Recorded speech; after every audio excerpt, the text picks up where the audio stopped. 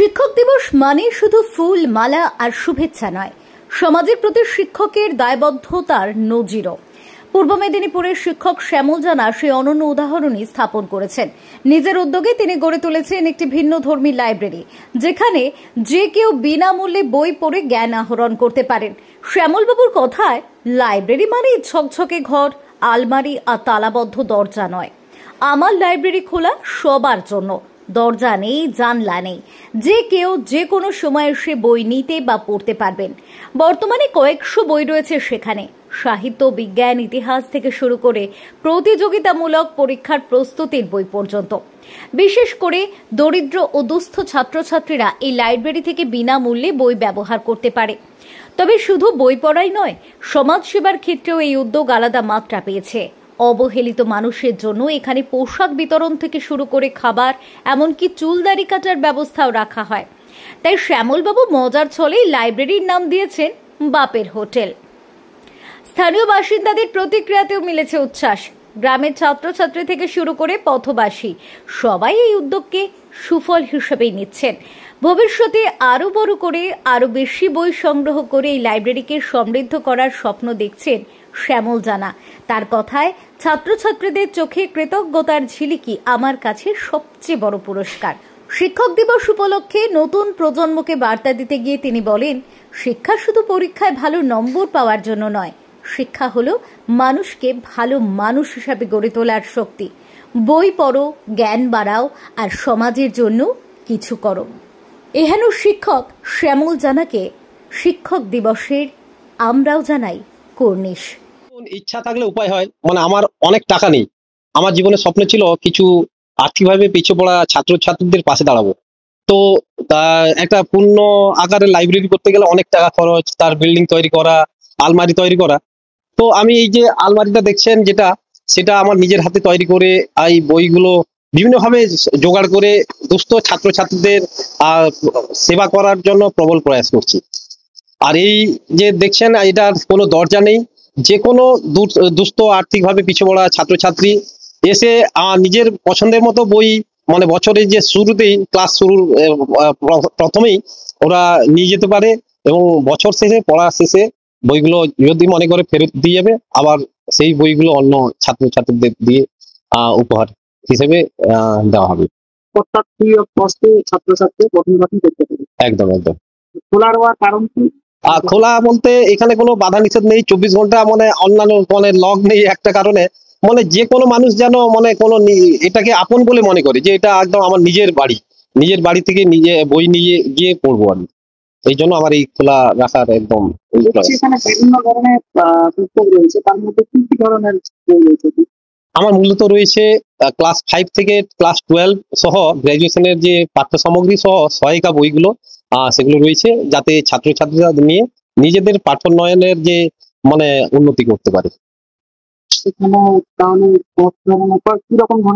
ছাত্রছাত্রীরা আসে এখানে প্রায় প্রচুর। আমার সোশ্যাল মিডিয়ার ফ্রেন্ডদের মাধ্যমে প্রচুর, বছরের শুরুতেই প্রায় 50-60 জনের উপরে ছাত্রছাত্রীদের সেবা করার সুযোগ পাই। আমি মনে করি যে নিজে শুধু শিক্ষিত হলে হবে না, মানুষের অন্যান্য মানুষের পাশেও দাঁড়াতে হবে। প্রত্যেকের কাছে হাত জোড় করে অনুরোধ থাকবে, আমরা জীবনে যে টাকা ইনকাম করি সেখান থেকে অল্প কিছু যদি দুস্থ আর্থিকভাবে পিছিয়ে পড়া ছাত্রছাত্রী শুধু নয়, সমাজের জন্য কিছু করি, দেখবেন সত্যি ভালো লাগবে।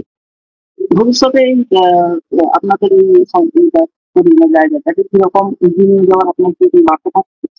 দেখুন, আমি মূলত মনে করি আমি ধুলোমাখা স্টেজের একজন সেবা কর্মের সাধারণ শ্রমিক। সীমিত সাধ্যের মধ্যে সীমাহীন সাধ রাখার প্রয়াস করি।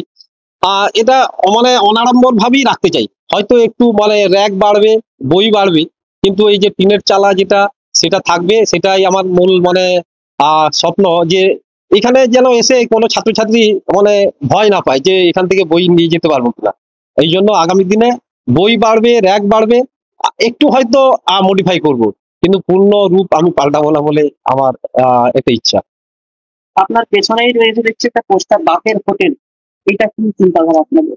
তো বাপের হোটেল মূলত যারা ভবঘুরে অবলা জীবদের জন্য, এখানে এই ভবঘুরেদের যে ধরে এনে এখানে কখনো মাথার চুল কেটে দেওয়া, ন্যাড়া করে দেওয়া, এবং খাওয়ার দিয়ে তাকে সেবা করার মূল প্রয়াস। সঙ্গে অবলা জীবদের শুধু নয়, নানা মানে বিভিন্ন দিকে যে বন্যা কিংবা প্রাকৃতিক বিপর্যয় হয়, সেখানে খাবার নিয়ে ছুটে যাওয়ার প্রয়াস করি। আর শুধু নিজের সাহায্য, মানে নিজের নয়, বহু মানুষের সাহায্য সহযোগিতার হাত ধরে। এখানে অভিভাবকরা কি কোনো রকম ভাবে কিছু হচ্ছেন? অবশ্যই প্রচুর যারা আসেন তারা সহযোগিতা করছেন? হ্যাঁ, সহযোগিতা অবশ্যই পাই। এখন দেখুন, আমি ফেসবুকে আবেদন করলে এখন বহু মানুষ এখন ইচ্ছা প্রকাশ করেন যে না, শ্যামলবাবু যেহেতু এই কাজটা করছেন, ওনার মাধ্যমেই ওনাদের স্বপ্ন পূরণের জন্য কেউ হয়তো একটা সহায়িকা বই দিচ্ছেন, কেউ একটা পেন খাতা দিচ্ছেন। সেগুলোই আমি বিভিন্ন ছাত্রছাত্রীদের হাতে তুলে দিচ্ছি এবং নিজের বেতন থেকেও অবশ্যই এই সেবামূলক কাজটা করার প্রয়াস করছি। সামনে শিক্ষক দিবস, এই নিয়ে আপনার কি বার্তা দেবেন? তো শিক্ষক দিবস প্রত্যেকটা আমার যে গুরুদের প্রণাম জানাই। আর শিক্ষক দিবসে সকল শিক্ষক ভালো থাকুন, সকল ছাত্রছাত্রী ভালো থাকুন, এটাই আমার বলা। অর্থাৎ তার পাশাপাশি শিক্ষকরাও এইভাবে যাতে কাজে এগিয়ে আসে, আপনি বার্তা দিচ্ছেন? অবশ্যই প্রত্যেকে, শুধু শিক্ষক নয়, প্রত্যেকের এগিয়ে আসা উচিত বলে আমি মনে করি। আমি এখানে প্রায় 5-6 বছর ধরে আসছি।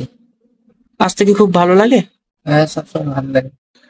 আমি বই পড়তে একটু মানে ভালোবাসি। তাছাড়া এখানে অনেক সমস্ত রকমের বই পাওয়া যায়, ওই জন্য বই নিয়ে একটু ব্যস্ত থাকি। আমার সব ধরনের বই মোটামুটি পড়তে ভালো লাগে, কিন্তু বেশি ভালো লাগে তোমার ইংরেজি, তারপরে ভূগোল, ইতিহাস, এই সমস্ত বই আমার বেশি ভালো লাগে। উনি খুব স্যার খুব ভালো। তো মানে আমি যেভাবে মানে শিক্ষা অর্জন করছি এখান থেকে, আরো সবাই যেন এখান থেকে শিক্ষা অর্জন করতে পারে। বা তাছাড়া মানে আরো কিছু জন আসুক, বই দেখুক, বই নিয়ে যাক, বিনামূল্যে বই শিক্ষা অর্জন করুক, আমি এটাই চাই। ওরা যেন মানে পড়ে মানে আমার মতো যেভাবে আমি যেরকম মাধ্যমিক দিয়েছি, এবার 11-12 ক্লাস করে করে যাব, ওইভাবে ওরাও সবাই আসবে, ক্লাস করবে, পড়বে, জানবে, শিক্ষা অর্জন করবে এখান থেকে।